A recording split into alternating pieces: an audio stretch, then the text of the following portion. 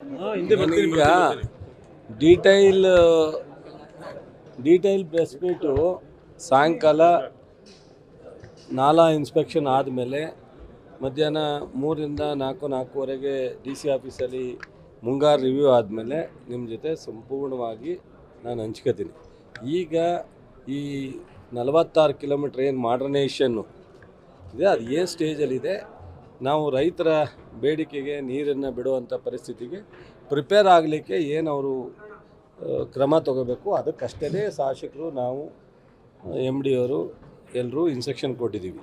ಈಗ ನಾಳೆ ನಮಗೆ ಒಂದು ವಾರಕ್ಕೆ ನೀರು ಬಿಡಬೇಕಾಗಿ ಬಂತು, ಆವಾಗ ಈ ಕೆಲಸದಿಂದ ನೀರು ನಿಲ್ಲಿಸುವಂಥ ಪರಿಸ್ಥಿತಿ ಆಗಬಾರ್ದು.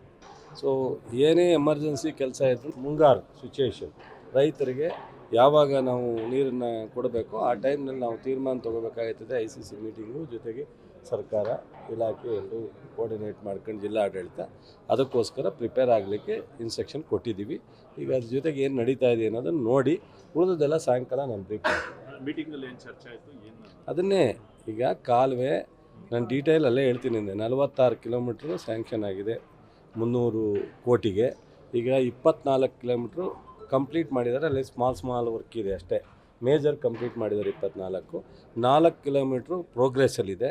ಇನ್ನು 12 ಕಿಲೋಮೀಟ್ರು ಸ್ವಲ್ಪ ಟ್ರಿಮ್ಮಿಂಗ್ ನಡೀತಾ ಇದೆ. ಸೊ ಅದರಿಂದ ಆ ಟ್ರಿಮ್ಮಿಂಗ್ ನಡೀತಾ ಇರೋದು 4 ಕಿಲೋಮೀಟ್ರು ಮತ್ತು ಬೇರೆ ಬೇರೆ ಎಮರ್ಜೆನ್ಸಿ ಸೇತುವೆ ಈಗ 18 ಟ್ಯಾಂಕ್ ಏನೋ ಇದೆ ಅಂತಲ್ಲ, ಟ್ಯಾಂಕ್ 18 ಟ್ಯಾಂಕ್ ಇದೆ. ಹಿಂದೆ ಟ್ಯಾಂಕು ಇಂದ ನೀರು ಪೂರ್ತಿ ಬಂದ್ಬಿಡ್ತಿತ್ತು. ಈಗ ನೀರು ಟ್ಯಾಂಕೆಲ್ಲ ನೀರಿರುತ್ತೆ, ಆ ಥರ ಡಿಸೈನ್ ಮಾಡಿದ್ದಾರೆ.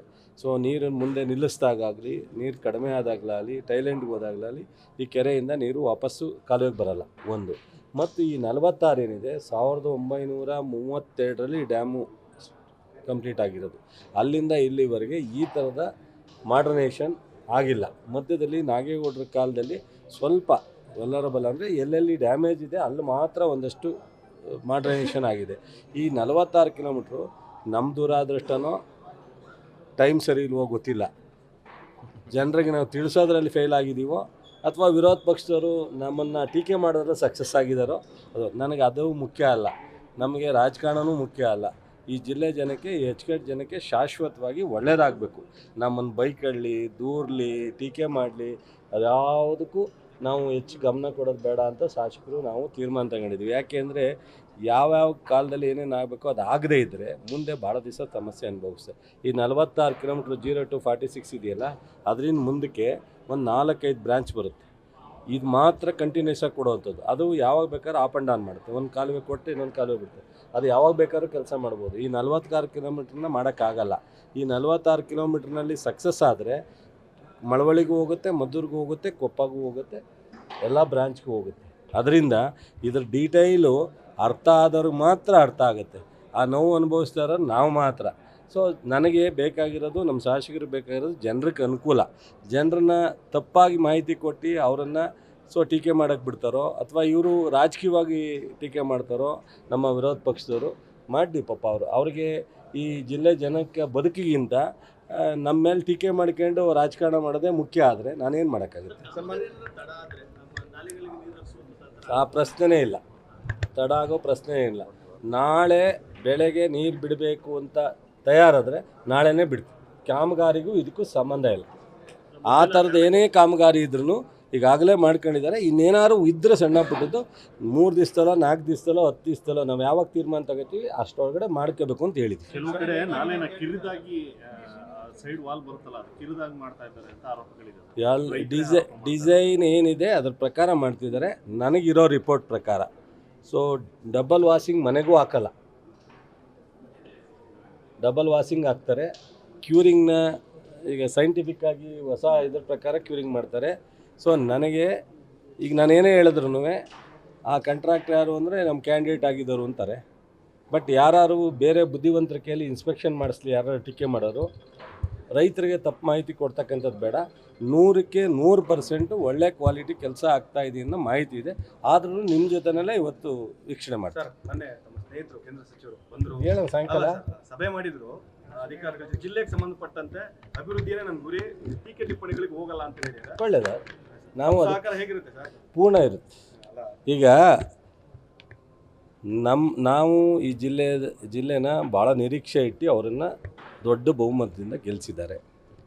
ಸೊ ಕೇಂದ್ರ ಸರ್ಕಾರದಿಂದ ಈ ರಾಜ್ಯಕ್ಕೆ, ನಮ್ಮ ಜಿಲ್ಲೆಯ MP ಮತ್ತು ಅವ್ರ ಮಂತ್ರಿ ಇಡೀ ರಾಜ್ಯಕ್ಕೆ, ರಾಷ್ಟ್ರಕ್ಕೆ ಅವರು ದೊಡ್ಡ ಖಾತೆ ಕೊಟ್ಟಿದ್ದಾರೆ. ಈಗ ಸೊ ಅವ್ರ ಕಡೆ ಹುಡುಗರು ನಮಗೂ ಕಾಂಟ್ಯಾಕ್ಟ್ ಇದ್ದಾರಲ್ಲ, ನಾವು ಜಿಲ್ಲೆಗೆ ಒಂದು 10,000 ಜನ ಇನ್ನೊಂದು ತಿಂಗಳೊಳಗಡೆ ಅಪಾಯಿಂಟ್ಮೆಂಟ್ ಕೊಡಿಸ್ಬಿಡ್ತೀವಿ ಕಣ ಅಂತ ನಮ್ಮ ಹುಡುಗರು ನೋಡೋಣ. ಬೇಕಾರೆ ನಾವು ಎಲ್ಲ ಫ್ಯಾಕ್ಟ್ರಿನೂ ಅವ್ರ ಕಂಟ್ರೋಲ್ ಬರುತ್ತೆ, HAL, BL ಇವೆಲ್ಲ ಒಂದು 10,000 ಜನಕ್ಕೆ ಪಟ್ಟಿ ಮಾಡ್ಸೋಕ್ಕೆ ಕೇಳವ್ರೆ, ಇಂಜಿನಿಯರು, ITA, BDA. ನಾವು ಅತ್ಯಂತ ಸಂತೋಷ ಪಡ್ತೀವಿ. ಯುವಕರಿಗೆ ಒಂದಷ್ಟು ಉದ್ಯೋಗ ಅವಕಾಶನ ಮಾಡ್ತೀವಿ ಅಂತಂದರೆ ನಮ್ಮಿಂದ ಏನಾದ್ರೂ ಸಣ್ಣ ಪುಟ್ಟದ್ದು ಸ್ಟೇಟ್ ಗೌರ್ಮೆಂಟಿಂದ ಆಗೋವಂಥದ್ದಿದ್ದರೆ ಅವರು ಲೆಟ್ರ್ ಬರೀಲಿ, ನಿಮ್ಮ ಮೂಲಕ ಹೇಳಿ, ನಾವು ಕೋಪ್ರೇಷನ್ ಕೊಡ್ತೀವಿ. ನಮಗೂ ಏನಾದ್ರು ಈ ಜಿಲ್ಲೆ ಒಳಗಡೆ ಅಭಿವೃದ್ಧಿ ವಿಚಾರದಲ್ಲಿ ಅವ್ರಿಗೆ ಮಾಡಬೇಕಾದ ಏನಾರು ಇದ್ದರೆ ನಾವು ಲೆಟ್ರ್ ಬರಿತೀವಿ, ನಿಮ್ಮ ಮೂಲಕನೂ ಹೇಳ್ತೀವಿ ಮಾಡಲಿ. ಚುನಾವಣೆ ಮುಗಿದೋಯ್ತು, ಚುನಾವಣೆ ಟೀಕೆ ಟಿಪ್ಪಣಿಗಳು, ಚುನಾವಣೆ ಪ್ರಚಾರ ಅವೆಲ್ಲ ಮುಗಿದೋಯ್ತು. ಈಗೇನಿದ್ರು ಅಭಿವೃದ್ಧಿ ಕಡೆ. ನಾನು ಚುನಾವಣೆನ ವಿಮರ್ಶೆ ಮಾಡಲಿಕ್ಕೆ ಹೋಗಲ್ಲ, ಚುನಾವಣೆ ಫಲಿತಾಂಶವನ್ನು ವಿಮರ್ಶೆ ಮಾಡಲಿಕ್ಕೆ ಹೋಗಲ್ಲ. ನಮಗೆ ಗೆಲ್ಲಿಸಿ ಸರ್ಕಾರ, ರಾಜ್ಯ ಸರ್ಕಾರ ಬರಲಿಕ್ಕೆ ಕಾರಣಕರ್ತರು ಈ ರಾಜ್ಯದ ಜನ, ಜಿಲ್ಲೆ ಜನ.